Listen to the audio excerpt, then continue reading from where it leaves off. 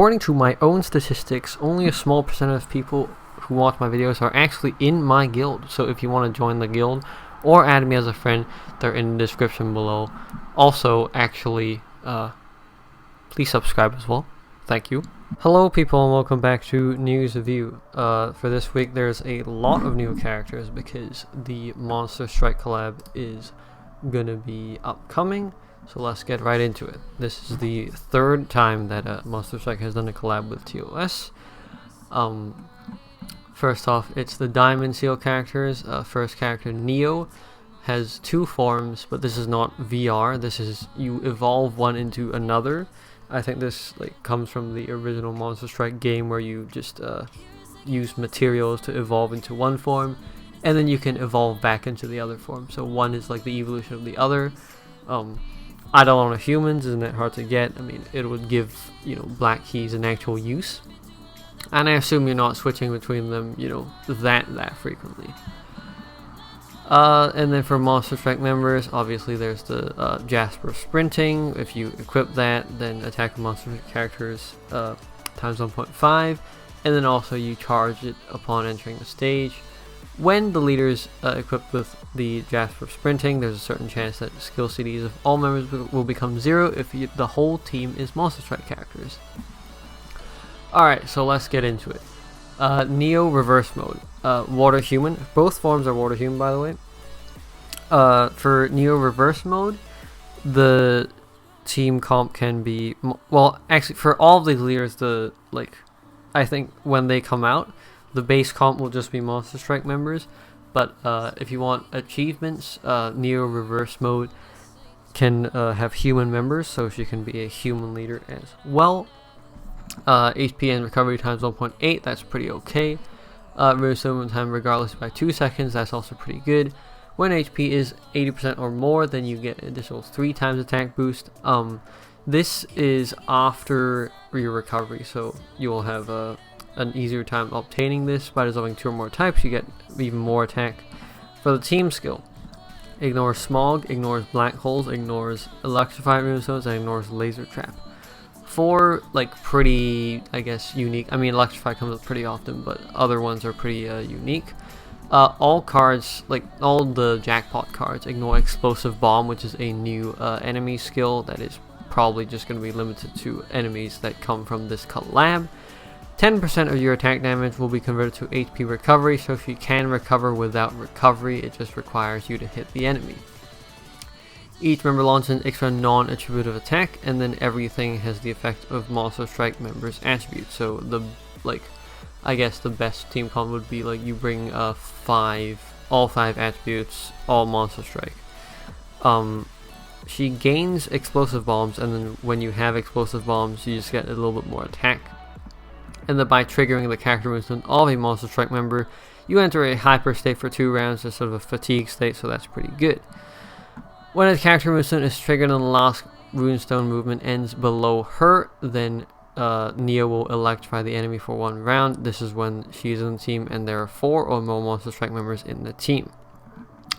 These last 2 points I already talked about. Onto her active, you can think of it as CD 8 because phase 2 is 6 plus 2. Enchant the board. Turn the board into human runestones. Her attack times 12. Her attack becomes non-attributive, and then she ignores defense, initial shield, runestone combo nullifying, and combo seal. This has been seen once before in Water Humans. So runestone combo nullifying and combo seal are basically the orbs that float and rotate around the enemy. They are different from anti-runestone shield, which also does come up in this news. Previously there have been 3 cards that can do this. One is Ball, who I think base active does this. Tanjiro, whose second EP skill after transforming does this, I think. Yeah, it's the EP one. This the recent Fire Beast Transmigration card that also applies only to self. So I guess you could make the argument that if you have Tanjiro, you don't need Neo, but Neo's other form also has a lot of shield solving capabilities. So, also initial shield is, I think, actually, well, I mean, it is in Tanjiro's like before he transforms, but they're actually, wait, no, it actually isn't. Yeah, there are actually only 2 cards that get ignored in initial shield. One is Pupero and one is Eve. So I assume that many people don't have Eve or Baal for that matter. So this is where Neo comes in handy. Yeah, on to Hello World mode. In Hello World mode, her team comp consists of Monster Strike characters and water members. HP and recovery is a little bit lower, 1.6 instead of 1.8. Runestone movement time a little bit higher, 3 instead of 2. You dissolve water and to get extra attack, and other runestones have the effect of water. In the team skill, she gets a shield of 60k, refresh the shield every time you enter the next battle. Water has the effect of everything else, so everything has the effect of water, and water has the effect of everything else, including heart, which is pretty good. For all water runestones touch while moving, you clear the negative states of frozen, weakened, locked for recovery, and petrified, and then turn them into enchanted runestones. That's okay. I mean, this is pretty situational. If you end your movement after 8 seconds, let's just skip right there, you get additional attack. You ignore Trio Elemental, Quartet, and Quintet, and initial shield, and then you also ignore defense and you get more attack. Everything else is the same here except for the character runestone stuff. When you end the character runestone below Neo Hello World mode, she weakens the attack of enemy by half for 1 round when it attacks. So the team comp that people are theorizing will work is just Neo Hello World for your own leader, and then the ally Neo Reverse, just to get the maximum, you know, like diverse amount of abilities, because the shield is better than a healing on attack. Next up is her active. You can think of it as 7, 5 plus 2. You ignore burning, you ignore black holes. For burning, a lot of water cards can do that. For black holes, like, there actually are not any cards that can do that, but black hole's not particularly a difficult skill to deal with, I would say. You will ignore Laser Trap, which is actually unique because there have only been 2 other cards in TOS history that can do that. One from the Saint Seiya collab, and one recently from the Gintama collab. So that's like the first, like the 3rd card and the first water card that can do this. Extend movement time by 15 seconds, and then you also ignore Scorching Areas and Fixed Combo Shield. So there's only been 1 card that kind of ignores it. Well, damage received minus 80. This is the same for Milton. Milton requires leader to be a dragon, I think, and something else. But yeah, this also requires leader to be a Monster Strike member to do that. Nevertheless, it's pretty good. Water cards like ignore Fixed Combo Shield, there have only been 2 so far. Obviously, this is also limited since leader needs to be a Monster Strike member, but it is just a lot of shield solving, right? So I think it is worth to put Neo on the 175 tier. Pretty solid as a leader, and also pretty solid as a member. Next up is Mana Fire God. As a leader is pretty good. The special part is for every group of runestones dissolved in the first batch, 1 enchanted fire runestone will be generated, and all dropping fire runestones will be adjacent in the first batch, that is. So you don't have to worry about like fire runestones dropping and then just not connecting. Fire and Heart have the effect of each other. They have their effects boosted, and you ignore explosive bombs just like Neo. Combo count +1 additionally for every 2 combos made. So that's like the same as Melodious, I think. And then when a character runestone is triggered below her and it ends below her, other runestones have the effect of fire for 1 round. So you'll probably want to be doing this like a lot, just to ensure that the whole board has 25% effect of fire runestones. For her active, it's CD9, 7 plus 2, restore the board, explode the board to generate fire and heart of fixed numbers and fixed positions. Each member launches an extra attack, and then you ignore puzzle shield and initial shield. So let's see, which slide is this? Oh yeah, fire cards that restore the board. There have been quite a few of them. God cards that can restore the board, there have also been quite a few of them. But what you may notice is that there is no fire God card that can restore the board. So this is the first fire God card that can restore the board. For initial shield, there's like, you know, there's a good amount of fire cards and a good amount of God cards that can ignore that. For Puzzle Shield, though, God cards, there have been 2 technically. We ignore, who's that again? Frick. I don't remember the name. We ignore 2520. Shinji, of course, is like the one that activates with her, so Shinji is a legitimate card, and also a corrupted version of Odin is a legitimate card. So this is technically the 3rd card that can, the 3rd God card that can ignore Puzzle Shield. So that is quite good. This board, I counted it, it is not a 15-15 Fire and Heart, which would be great. It is instead a 18-12 Fire Heart. That means like there's more fire than heart. So, like 3 more to be exact, so that's that. On to the 3rd Jackpot. Arsene. No, not that one. Oh, by the way, mana is put at 50 diamonds, just squarely. Arsene works by having a gimmick. That is, he drops dark runestones below him, kind of like Deku. Every attribute runestones have the effect of dark. Dark has the effect of heart, and then you generate enchanted runestones below columns of monster threat characters. So it's not only below him, but his leader skill like gives attack boost if you dissolve runestones below him. You clear the negative state of Petrified, and then you ignore Tornado. You don't solve the Tornado, which is kind of which means that Tornado will still be a bit of a problem for him. If damage received is less than 20% of your total HP, damage received will go to 1. This I don't expect to happen like very often, because his HP doesn't go like insanely. His HP boost is 1.8, which is, you know, okay, but it's not insanely high. And especially with the insanely high attack of enemies nowadays, I don't expect this to work.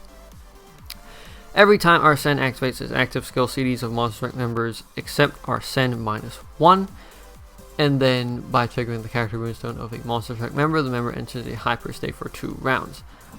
I don't think this is like especially good. Like if you want to solve, you know, dark achievements, this is a card you could definitely go for. But in terms of power level, I think it's a little bit below 50 diamonds. Arsene's active is CD7, 5+2. You explode Heart to generate enchanted attributed runestones. Time Tunnel, effect of everything increases by 100%. Everything has everything. And then when the team has 4 or more monster rank members, you restore crack positions and ignore anti-runestone shield. Anti-runestone shield is the same thing that Karū can ignore on one of his 5 options. So this is pretty unique, although of course your team has to be composed of mainly monster strike members. On to small prizes. Gabriel Earth Elf, for her active, she converts the board like this. Ignore elf damage, ignores puzzle shield, and venoms the enemy. There have been a few cards that ignore puzzle shield. Of course, there was this April Fool's card, this Earth Elf card, Corrupted Saruman, Nocturne, and who is this? I don't remember the name, but also Arrow of Novelty. So this is not a unique card by any means, but this is okay, I guess. I put her in a little bit above 5 diamonds because it's kind of like, I think, yeah, Venom is something that elves do not have. So if there is one day a Venom shield, so this card would be it. Next up is Uriel Light Elf, 5+2 CD7.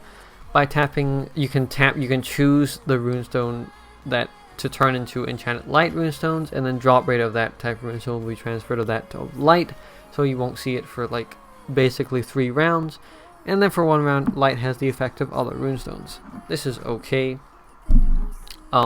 squarely in 5 diamonds. Next up is Nostradamus Water Human, CD8, 6+2. Clear the negative state of Petrified, receive no damage when touching an explosive bomb, and then when there are 2 or more monster strike characters in the team, the characters ignore trio and quintet. That's like okay. That's a little bit worse than 5 diamonds in my opinion. I think okay, no, we're getting to there. Next up is Excalibur Fire Human.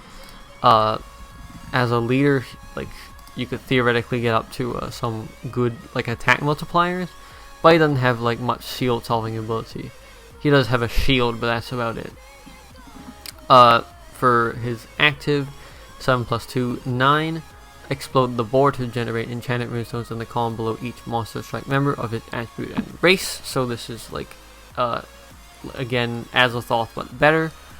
The character's damage will be that regardless of defense and fixed combo shield. There are a few, like, human characters that can ignore fixed combo shield are a lot. Fire characters that can ignore fixed combo shield are also probably a lot.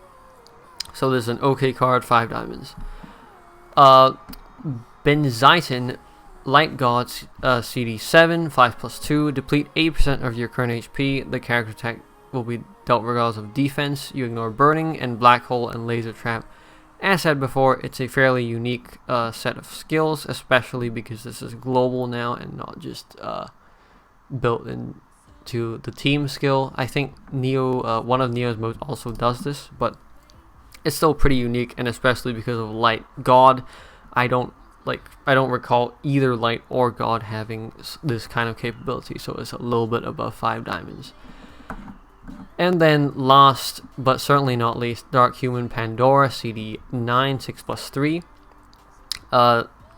Deal a straight damage to the enemy, electrify them for 2 rounds, and then if the leader is a monster strike member, refresh the protective shield. I put a star on it because she is the only character that can refresh a protective shield. You would probably put her in Neo, that would be like the logical thing to do. But also, she is the 3rd Dark Human card that can electrify. She's also the 3rd Dark card that can electrify, but they just have been Dark Human for some reason. Both these have been collab exclusive, so if you don't have them, or even if you do have them, I think Pandora is a good card to grab. So it is a little bit above 5 diamonds if you include the star. Alright, moving on to Dragonware. There's a lot of exclusive Dragonware with a lot of different abilities. I'm not going to go over them one by one. S++ is the best ones. I assume these are like, you have the 1st star, the 2nd star, and the 3rd star, which is S+, and S++. This comes from the original Monster Strike game. And then there's some that, you know, reduce your CD, HP base, increase your HP, increase your attack, and increase your increase your recovery? Yeah, you have auto recovery, ignore poison, damage reduction, stuff like that. Just minor boosts. I think the HP one will be the most useful, but like, we'll have to see when this comes out to determine which is the best. Moving right along, a new ultimate card, Avalon Fire Human, CD6, deplete half your HP, adds 50 times the HP depleted into her, and then you ignore burning. Get 1, because ignoring burning isn't anything special. Depleting your HP is like maybe useful, but I don't really see it having a high use rate. Next up, an event card, Tower of Champions, Babel, Dark Demon, CD5, tap 3, explode half the board basically, and turn it into enchanted dark runestones. Ignore laser trap. Get 1 once again. This is not an especially good card. Next up, another event card, 2 for All. No relation to 1 for All. Dark Human, CD8, well, CD9, 8+1. All members enter a hyperstate for 2 rounds. Explode non-dark runestones to generate enchanted runestones. They might still be, wait, no, I thought I was gonna say they would still be dark, but no.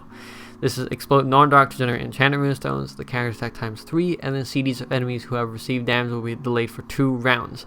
Kind of a niche character. Do I see it having much use? Probably not. Get 1, because the last point of delaying for 2 rounds is quite good. And then last but certainly not least is actually Mad Head and Oregon, the 2 mascots of Mad Head and X-Flag. Or rather, of TOS and Monster Strike, I guess. Fire Dragon, CD7, freeze all enemies to inactivate them, alter the attributes in the water. extended moves movement time to 15 seconds. Fire can overpower water, and then if leader is equipped with Jasper sprinting, team attack and recovery times 1.5. There's only been one other fire card that can freeze that is not some kind of mad head, which I assume everyone has put into their material inventory at this point. So this is the second ever fire card that can freeze. Very unique, and that is that. Okay, I'm running out of breath. This is why this news is so long. Moving on to the celebration events, there is a couple things to mention here. One is the returning Ultimate Stage Breakdown of Principal Michael, who is a Dark God card that solves basically extra attack shields, like 30 attack shields or 40 attack shields in God teams. He does restore Cracked if there is Lucifer in the team. Hopefully, like, this gets like updated when Lucifer also gets his corrupted or wait, no, if Lucifer gets his freaking his PR, because I don't wait, his VR, yeah, because he hadn't even got that yet. Yeah, hopefully that gets updated with it. If not, he'll basically be a card with low use rate. I have used him once, so yeah.